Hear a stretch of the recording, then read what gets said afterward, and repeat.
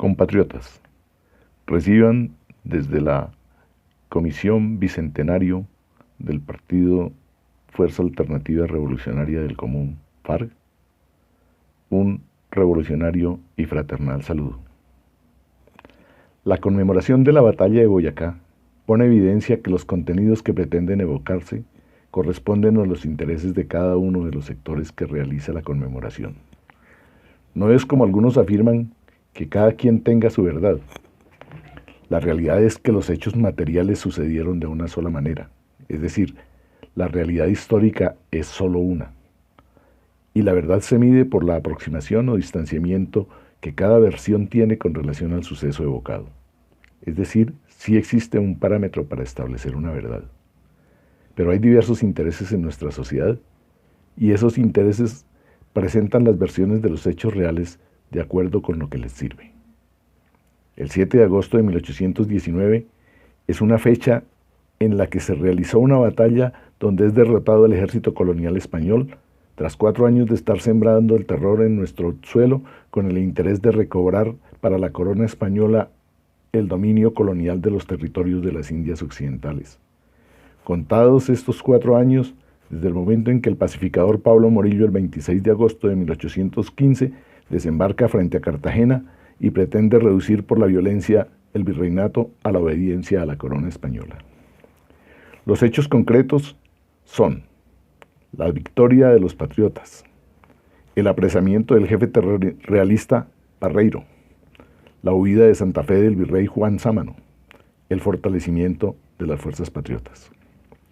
De acuerdo a los intereses de cada sector, para unos sucedió la independencia total de España, para otros el paso al poder de la casta de los criollos, para otros la libertad, para otros el nacimiento del ejército colombiano. Un análisis detenido del hecho histórico nos debe llevar a aclarar varias cosas. Una es que el movimiento independentista germinó desde antes del proceso de independencia sucedido durante la segunda década del siglo XIX.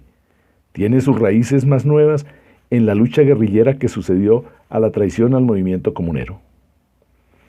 Baste citar algunos sucesos que poco se difunden de esta historia.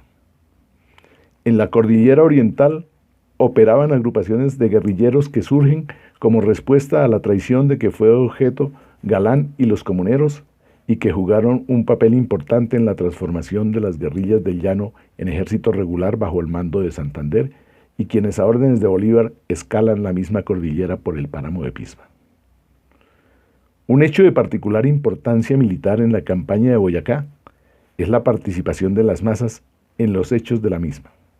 La conformación en Socha del Batallón Voluntarios del Socorro, conformado por 800 integrantes de las guerrillas de Cincelada, Coromoro y El Hatillo, quienes al mando del curtido comandante de guerrillas Fermín Vargas, participan como parte del ejército regular en las batallas del Pantano de Vargas y el Puente de Boyacá, es un ejemplo claro y que ha sido cubierto con el manto del desconocimiento por la historiografía oficial.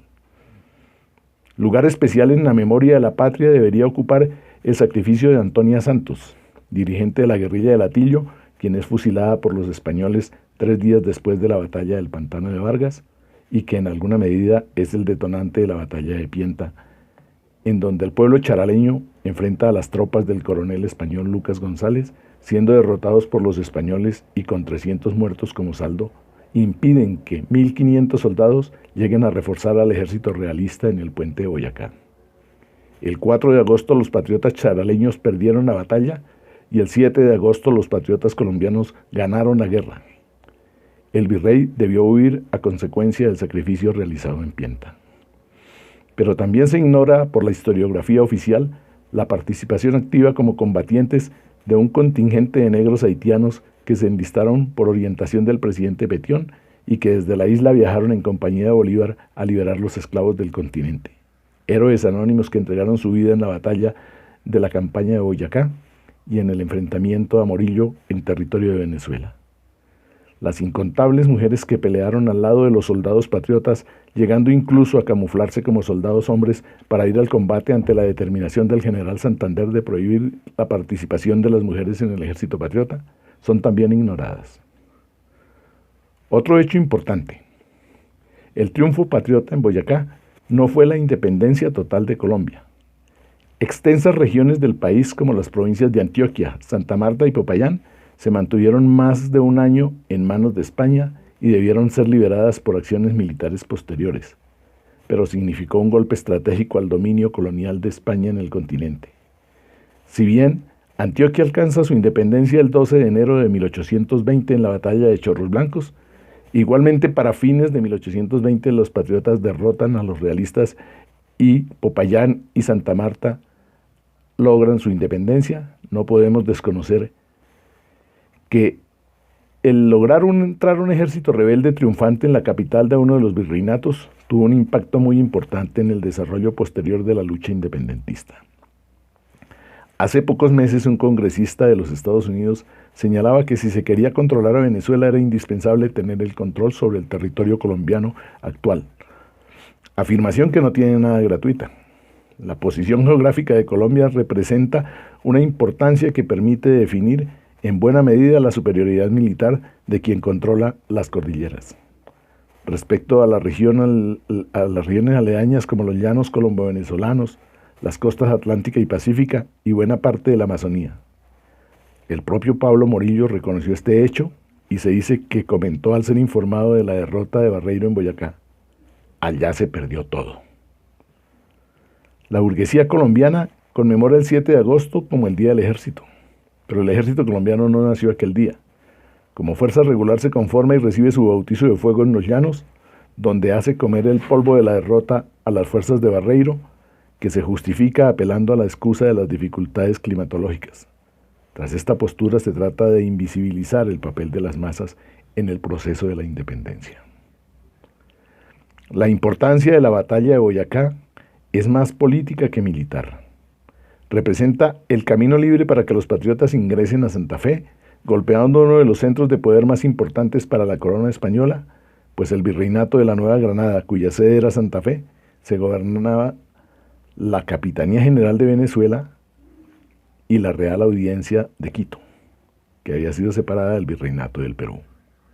Pero por encima de este aspecto principalmente militar, representa el resquebrajamiento de la capacidad de gobernar las colonias.